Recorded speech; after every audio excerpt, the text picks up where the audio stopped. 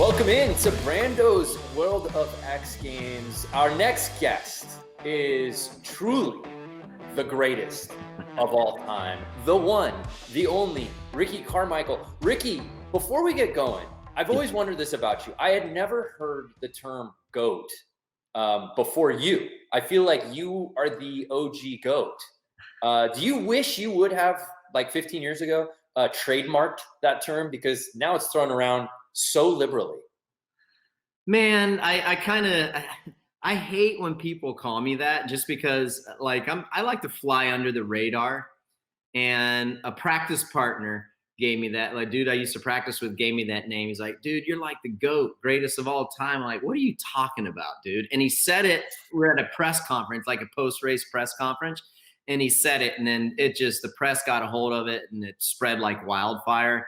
But yeah, they started calling me that for a while. Should I have, should I be getting rights, residuals off that? Perhaps. Because yeah, now all you hear about is like, oh, he's the GOAT of this, or that guy's the GOAT of this sport. But there's so many good riders, you know. Yes, I'm the winningest rider in motocross, supercross combined, but there's so many great guys. There's no way I'm the greatest. I can't tag myself as that.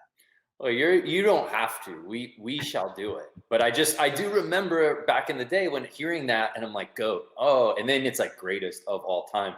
Oh, I get it. And that was Ricky Carmichael, and is Ricky Carmichael. And now all these years later, every single sport has a GOAT. It just feels like it's a flavor of the day sometimes, because it's, like I said, it's so overused. You forget where it kind of came from. But I don't remember it before kind of hearing it in conjunction with your name. I'm excited, Ricky, to get into this. Before we do it, though, we like to open up the show with a little contest we do with each athlete that comes on. We call it the Hot Box. How quickly can you get through our 20 questions? Are you up for it? I'm up for it. All right. Let me set the clock now. We've got the timer. We're resetting, and Hot Box with Ricky Carmichael starts now. French fries or tater tots? Tater tots. Cargo shorts or jean shorts? Cargo shorts. First CD you ever bought? Guns N' Roses. Last time you wore a tie?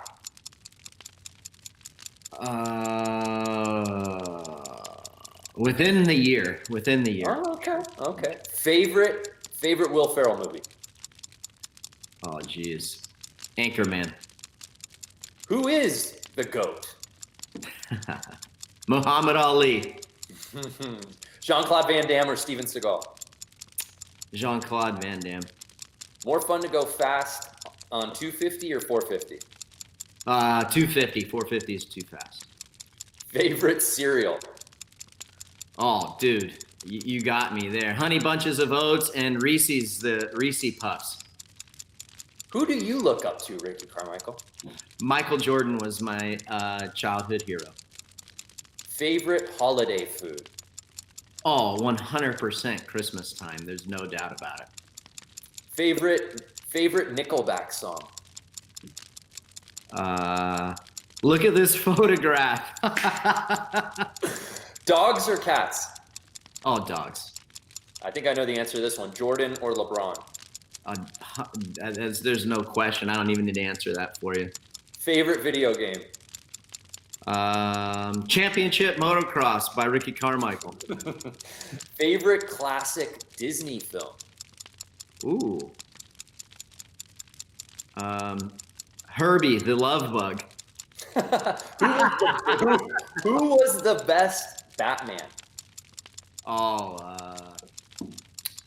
who was it back in the day? Michael Keaton. Michael Keaton, that's right. Coke or Pepsi? Coke. Could Jack fit on the door with Rose in the movie Titanic? I don't think so. Best fans in Supercross or Motocross reside where? Ooh, that's a good one. I'm crunching up some time here. Pontiac Silverdome back in the day. Those fans were epic. Detroit. All right. 2:33.95. We'll pull that, see where you put in the standings. My hunches right now, that's pretty damn fast, Ricky. I would expect nothing less. We were ripping through there until, yeah, you started going movies, and I don't know. I haven't watched that many movies. I think it was Nickelback. I think it was the Nickelback question that really set you back. Hey, before we get into it, Ricky, you just spent like over a month in Salt Lake City, which I think is some sort of record for anyone who doesn't live in Salt Lake City, spending that much time there. Talk to us bubble and calling all those races over a 3-week period. Well, it was certainly, with everything going on, you know, there was a lot of uncertainty going into where were we going to have this? You know, where were we going to finish out the remaining races? We had 7 rounds to finish before we were benched. And there was a lot of talk of doing it at Glendale, where the Cardinals play. And then I heard St. Louis was in the mix. And then, of course, Salt Lake City at Rice Eccles. It was interesting, but I got to give it up to everyone at Feld. They did a fantastic job with what that process was like, from getting there to getting tested for COVID and then staying in the bubble and just the protocol. They really did a very wonderful job. Everybody was super organized. The Utah Health Department and Sports Commission as well. I mean, everyone was on it. So was it different? Of course it was, but I think everybody adapted well. It was a lot of fun, but I will tell you, the one thing that was just blowing my mind is racing. So we were racing every Sunday and Wednesday for 3 weeks. And it got to where I didn't know what was a Wednesday and what was a Sunday. Because every time I went to the track for a race on those Wednesdays and Sundays, I am so programmed as race day as Saturday. It felt like I was having so many Saturdays in a row. So it was good. I was pleasantly surprised at just how accepting everybody else was, from the racers, the mechanics, the TV crew, all that, everybody in our bubble. It was an experience. Now, I was spoiled.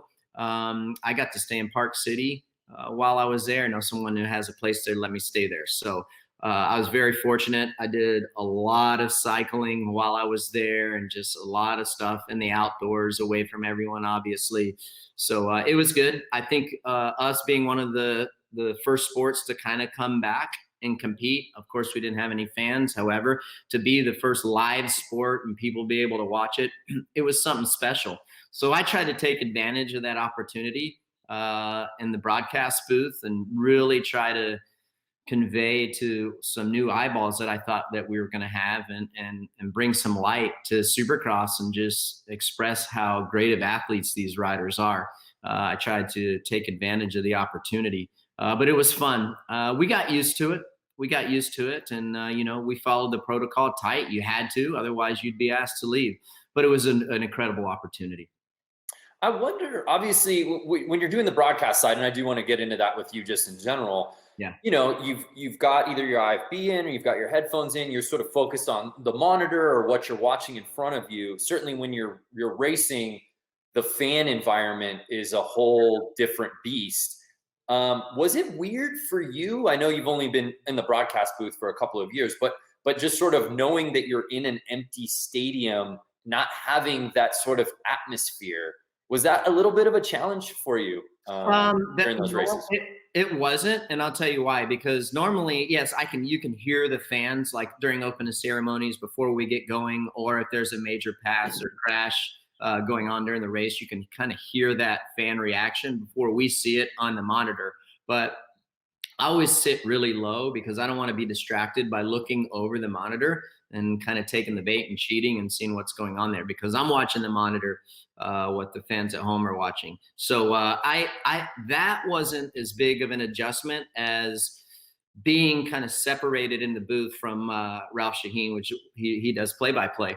So that was the bigger adjustment, is not being right there, because there's so many hand gestures and looking at each other, and just, you know, we're kind of communicating via hand signals as we're doing the broadcast. So that was the bigger adjustment. It certainly was. And then not having as much access person to person at the race and kind of getting information from the athletes because of the protocol that we were under. You know, we didn't have a lot of time to talk to people, just to keep that distance. So those were the two challenging things. But apart from not having fans in the stand, it didn't affect me quite as much as probably the racers did.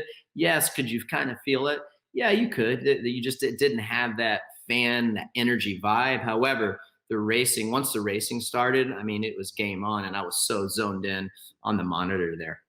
Yeah, I don't think people can appreciate sometimes. You just assume, well, announcers can announce the contest from anywhere. But I do know, you know, with me doing play-by-play for X Games, like your color analyst or whoever's in the booth with you, you may be watching whatever event you're covering, but to your point, there is so much back and forth, and the vibe that you're able to connect with someone, to not be right next to each other. That must have been a wild feeling. I'm curious for you though, like if you were racing during something like a global pandemic right now, like how would you have managed? Do you think you would have been able to focus a little more, knowing, hey, I don't have to worry about fans or looking out. I'm just literally, it's about this track and me riding it, or would it have messed with you a little bit, just seeing an empty stadium, just feeling like it was glorified practice? Yeah, right. It's like I was talking to a couple of the riders, and they're like, "Man, it's just so weird. You really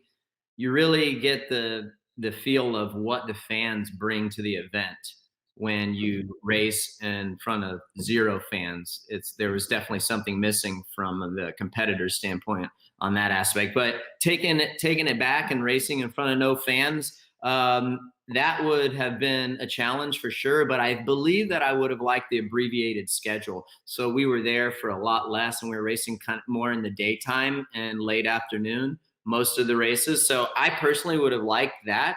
The one thing that I wasn't a fan of when I was racing, just the days are so long.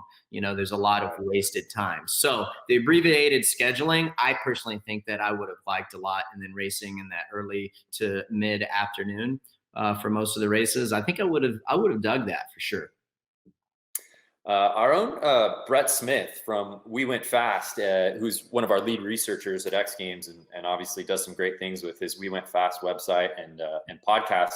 I know interviewed you a while back and did an amazing profile of this new era for you with the broadcast side, and just how you kind of have the same approach as you did during your racing days. I am curious the transition of sort of, you know, racing, whether on 2 wheels or 4 wheels, retirement, and then, hey, this is the new uncharted territory for me. What made you want to get into this game? Well, I played around with it a little bit in 2004. I had my ACL repaired. So during the Supercross series, I had to sit out. And I think it was on Fox at the time. And they allowed me to come on. They wanted to get my insight and all that stuff. So I did that in 2004 a couple times. That was fun. And then as I retired from racing, I would come in a couple events where I wasn't racing NASCAR on those certain weekends or given weekends. So they invited me to come into the broadcast booth. At the time, it was a 3-man booth. I'm like, oh, that was fun. You know, and I never really had intentions of doing this post racing. It just kind of evolved and happened. And the opportunity came about when they made this switch from FS1 to NBC. They needed made some changes and brought me into the fold. And it was something that I was like, well, you know, I'm not doing a whole lot. My kids are getting a little bit older, and I was looking for something to do. And so I took advantage of the opportunity that was given to me. And it's been fun. I will tell you, it was nerve-wracking the first year. There's no doubt about it. But I definitely came into this season with a lot more confidence. And it's something that I've been enjoying. And the one thing that I like about it too, not only getting to share my experience with the viewers, but I like the routine of the Supercross series, and you know, getting there on Fridays and doing rehearsals and getting to the track early on Saturdays, speaking with the riders, and just that whole, I'm a regimented person. So that's what I really like about it as well, is getting to share my experience. Yeah, I was going to say, even when you were doing, say, guest analyst things or you know, coming on in one-offs, you probably still had a myriad of obligations on race weekends if you showed up to that. this, as to your point, obviously you still probably have some of those things, but now, you know, doing this full time, you've got more of a strict schedule. So it probably changes the dynamic of how you sort of are approaching this, instead of just being that, you know, second or third voice who's just coming in and, hey, what do you think of this, Ricky? It's like, you don't need anybody to set you up. You're going in, you're seeing it, and you're saying it. Exactly right. So this is what has been nice when I took this job full time. It was like I had zero distractions now, where before, to your point, yes, I mean, we still had the RCH Racing team, myself and Kerry Hart. So I was kind of like, I had my obligations with them for the team during the day. That kind of took me away from the broadcasting stuff that I needed to be doing. So now that I took this job full time, it's like I have no distractions. Okay, once in a while I have to go down into the pit area, do an autograph session for a given sponsor or something like that. But for the most part, I mean, it is 100% about the broadcast and being prepared for that. So I feel in that aspect it's a lot easier, and it's easier for me to stay focused, as were before when I was just kind of a guest and just doing part-time trackside analysis. It was hard because I still had a lot of other things going on as well behind the scenes that took time away, especially during the day. Now it's just I'm up in the booth for the most part all day long and just zoned in on what I need to do and be prepared for the night. You probably have been asked this hundreds of times over your career, but I wonder, whenever we talk to incredibly dominant athletes, regardless of their discipline, whether it be motocross or skateboarding or freestyle, BMX, whatever, winning consistently, winning every single contest. I mean, you go back to the early to mid 2000s where you went, you know, some seasons completely undefeated. Was there a feeling of any race weekend, especially when you're on these runs, I can't lose? Or did you always feel like it was going to be taken away from you at any given moment? I always felt like it was going to be taken away from me at any moment. I was scared to death. Each race that I went to, like, oh man, I said, is this going to be the weekend that somebody finally figures out how to beat me and will continue to beat me for the rest of my career? 100%. And the thing about it is I hated to lose more than I liked to win. And I went to the race every single weekend with the utmost respect for my competitors and scared that could this be the weekend that they dethrone me and take everything away from me that I've worked so hard for. And yeah, I had a fear of losing 100%. And like I said, I hated to lose more than I liked to win. I think about, you know, you sort of leaving the sport at the pinnacle, at really the height of your career, to pursue racing on another platform. I liken it. It's almost like, was there any feeling of like Jean Girard, Sacha Baron Cohen in Talladega Nights, where he was so tired of winning F1 that he kind of came over to the States to compete in NASCAR, because for somebody to beat him, because he's like, oh, I see you as a true rival. I mean, obviously it was an opportunity that presented itself. A feeling of, I've achieved things that I could achieve on two wheels. What else is out there for me?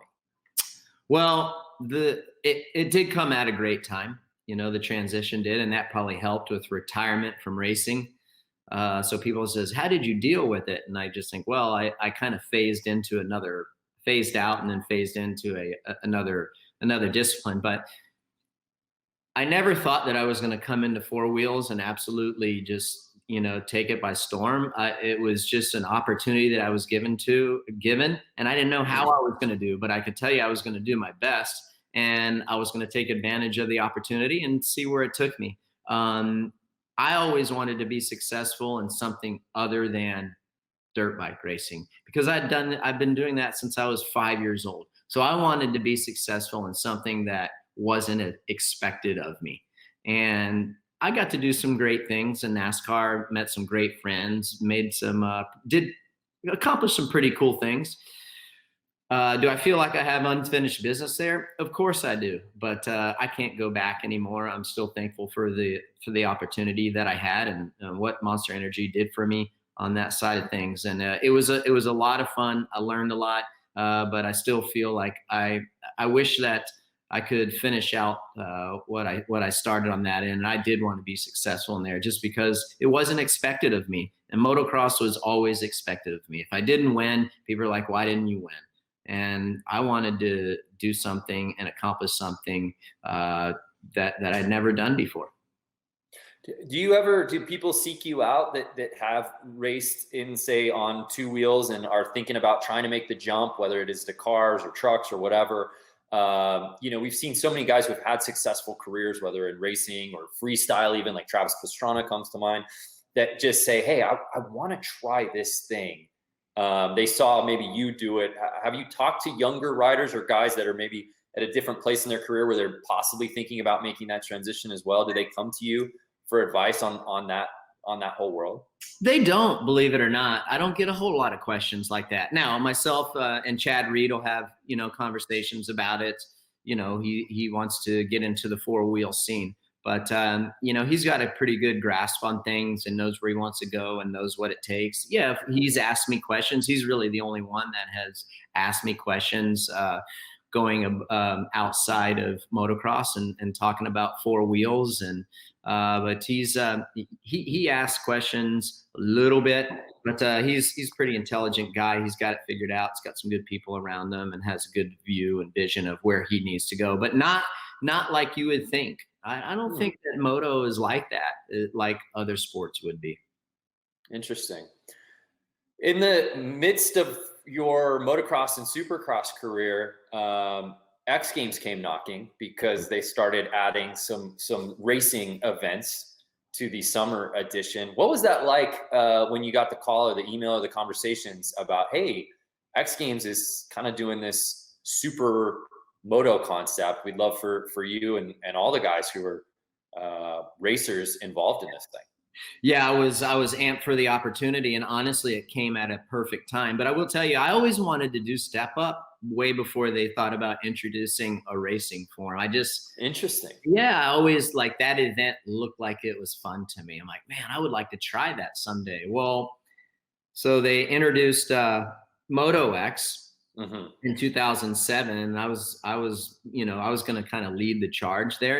And it was easy for me because I was only racing part-time that year, and I was able to devote the time of what it would take to go out and win and help them and promoting and ideas and all that fun stuff. So the timing was right.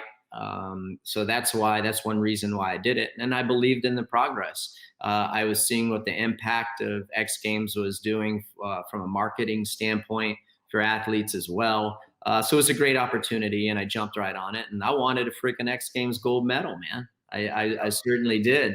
So yeah, it was a great opportunity. And let's see, that was 2007, and it just kind of kept going from there and building. And I went on to do a couple of the Step Up events. That was fun. Won a couple gold medals there as well. Yep. And yeah, it was fun to be a part of that. Yeah, it's 5 X Games medals. Of course, your storied career, it's games gold, 3 of them gold. And as you said, in Step Up, I'm always fascinated by Step Up, and it's constantly, it's been over the course of our the X Games. You look at TV ratings, it's always one of our highest. It has been one of our highest rated events. It seems so simple conceptually, but the reality is you don't practice Step Up. I mean, it's like you just kind of show up and you look at the jump, you look at the bar, you're like, okay, let's give it a go. I mean, what was it like, that first experience of Ricky Carmichael doing Step Up? Yeah, well, it was. Remember when I told you a few minutes ago about it looked fun? I'm like, oh yeah, man, I always wanted to do that. After I jumped it about 4 times, I'm like, this is harder than what I thought it was going to be. To your point about the reason I think it's one of the higher rated shows, because it's easy to understand for the fans. There's a pole, and you're either going to jump 30 feet this time, 31 feet the next time. You just keep inching that bar up. And I think it's easy for people to, the concept is easy. So that's why I think it's one of the popular events and the higher rated shows. It's easier for people to follow. But I liked it at the beginning. And then after about, like I said, 3 or 4 times of just absolutely sending it to the moon, and landing like a ton of bricks. Yeah, I was like, I've gotten myself into something that I didn't, I wasn't anticipating. And I really thought it was fun. Don't get me wrong. But I always, after my deal and Step Up, I would just say, why can't we just set the bar like totally at the highest point and almost like work your way backwards, so we don't have to like start at 28 feet. Then you go to then 30 feet. I'm like, can we just put the damn bar up to like 33 and let's see if we can get over it so we're not ruining ourselves. But as it's progressed, I mean, these guys, yeah, you think of Jared McNeil, I mean, you think of Renner, then Jared McNeil, and the style that he is able to do and the technique that he has, it's so incredible to watch. I wish that people could really appreciate what he is able to do and how he's able to manipulate the bike and get it over the pole. It's pretty incredible. Yeah, how would you compare the impact? Obviously, you've taken some spills in your racing career, but just the impact, as you said, it just a ton of bricks hitting the ground from just going straight up to straight down. I mean, how can you, what do you liken that to? What does that feel like? Even for people who do ride dirt bikes, that's just such a foreign idea to just have that little room for error of going up in the air and dropping down. What do you compare that to? Well, I'm going to compare it to, so it'd be like being in a theater room, okay? And everything's really quiet. You can hear a pin drop, okay? So let's just go from a noise perspective first. Compared to racing, there's so much wind, there's other bike noise, everything's happening, the RPMs of the engine are really loud, okay? And it's just like there's wind passing you by. It's just loud. Step Up is like, it's total quietness. And then you don't have the progression going forward and the momentum going forward. So you just go straight up and straight down. And it's basically like throwing a ball. You know, you throw a ball up in the air and try to catch it compared to throwing a ball forward. That's what it's like. Or taking a watermelon and dropping it off of a 2-story building and watching it hit the ground and just exploding, rather than taking a watermelon and throwing it forward. The chances of it surviving are going to be a lot greater than dropping it off of a 2 or 3 second floor balcony. And that's what it's like. It is, it's hard. I mean, you land so hard. There's so much weight, just dead weight coming down and just landing so hard. And it's quiet at the same time because, like I said, there's no noise going and like the bike almost stalls out. So a lot. Yeah, it was definitely, I underestimated that sport for sure. I think, there have been some great battles in Step Up, and it's really created a cast of characters. As you said, Jared McNeil is incredible. Yeah. Ronnie Renner has had some great moments, Matt Buyton as well. I think back, and I'm sure a lot of racing fans do too, 2009, what a special year that was to see Jeremy McGrath involved in the event as well. You won gold that year, but to see you guys battling on such a different stage, albeit the X Games Step Up stage, that at the time, were you sort of appreciating just the significance of that and how wild that was for two guys who are, truly the GOAT and the king of their respective sport doing something completely different? Certainly. And it was nice to do something with Jeremy and compete with Jeremy at that level where we weren't racing, right. and to think of, we were fierce competitors, and I eat, sleep, and breathe to try to beat the king of Supercross, Jeremy McGrath. So yeah, to finally be in a setting away from that and doing it at X Games Step Up, it was a lot of fun. We could just joke around with each other, and it was no pressure, and really just enjoy each other's company. And, chew the fat with each other about old times. Yeah, it was fun. And talk about current times and just how gnarly these guys are, and talk about our experiences and what they were like being a part of X Games. X Games was huge for us, and gave us great recognition kind of outside of racing. And we really enjoyed that. And we got to talk about things like that. And as if shaking things up wasn't enough for you, from going from bikes to cars to Step Up, you also did Real Moto. What made you want to get involved with that? Because that's such a departure from what you've done. Yeah, In well, your career. yeah, I got the opportunity to do that, and I felt like it was an opportunity that I needed to take advantage of. One of those things too is kind of like Step Up. Um, the guy that my videographer Jack Berg, he had all these great ideas, and he had more confidence in me than I had in myself. And about 2 weeks in, I kind of got to where I was like, man, I said, what in the hell am I doing? I'm like almost 40 years old. I have no business doing this. And the second week, I hurt myself filming, hit a tree midair, came down and broke some ribs and all that fun stuff. And unfortunately, we didn't get it on video, which I'm kind of glad we didn't, because I didn't want to see myself just flopping on the ground. But yeah, the opportunity arose, and I felt like I needed to do it. And I wanted to share my experience and what I feel Real Moto was about.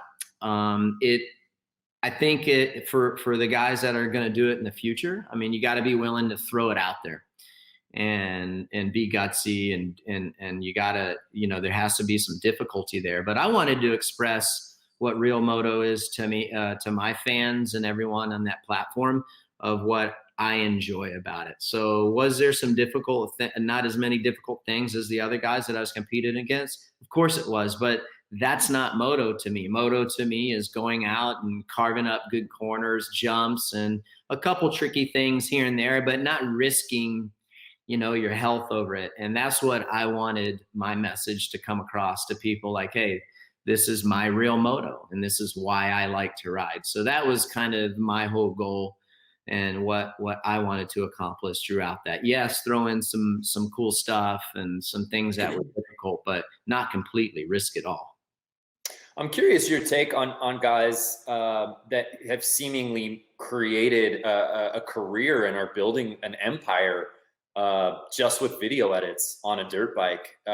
It's almost sort of harkens back, I think, probably to the old crusty VHSs, but I think now guys like Colby Raha or Axel Hodges, yeah, you see them at X Games, but their fans are rabid, and it doesn't matter whether they win a gold medal or not. Getting to see video parts and getting to see those guys compete in Real Moto is pretty special, and it's sort of cultivating this new breed of rider that's just going out and filming insane edits.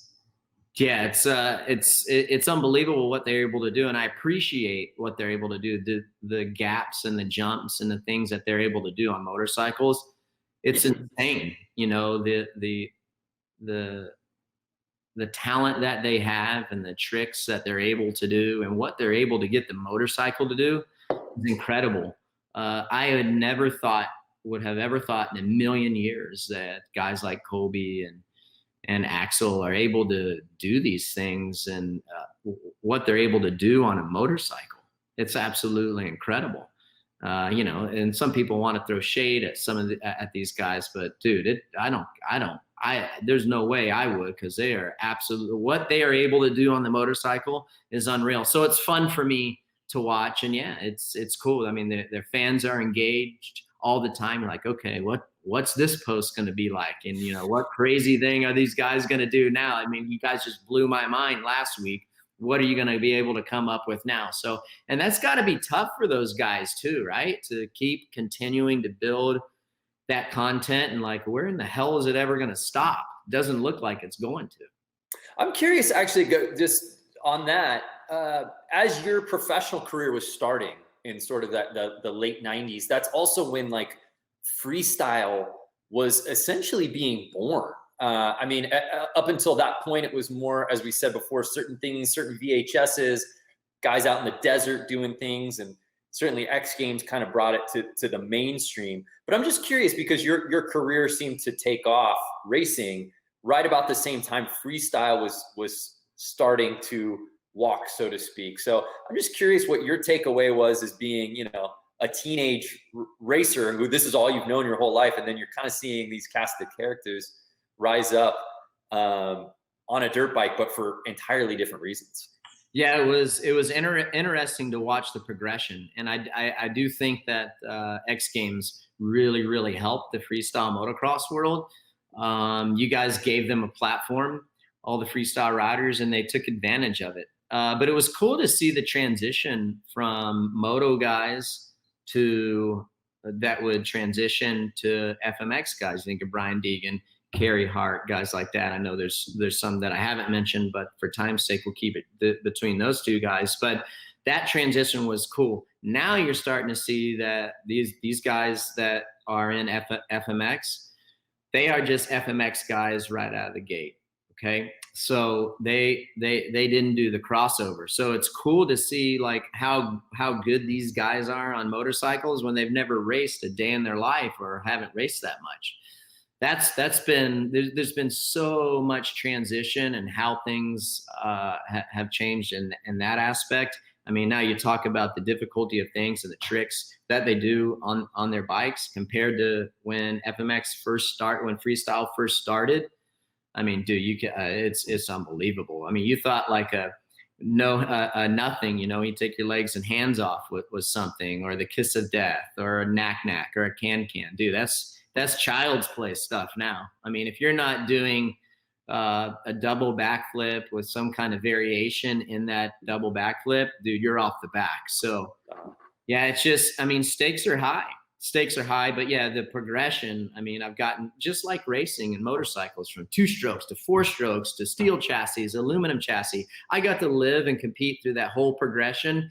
And the same with freestyle motocross. I've got to basically watch the inception of it into where it is today. But I like where it is today, like the kind of like the street riding that they're doing, how they're doing the slower, more technique stuff, not jumping huge 150-foot gaps, like nose wheelies and all this kind of like slow 180 stuff. And I like the quarter pipes fun to watch also.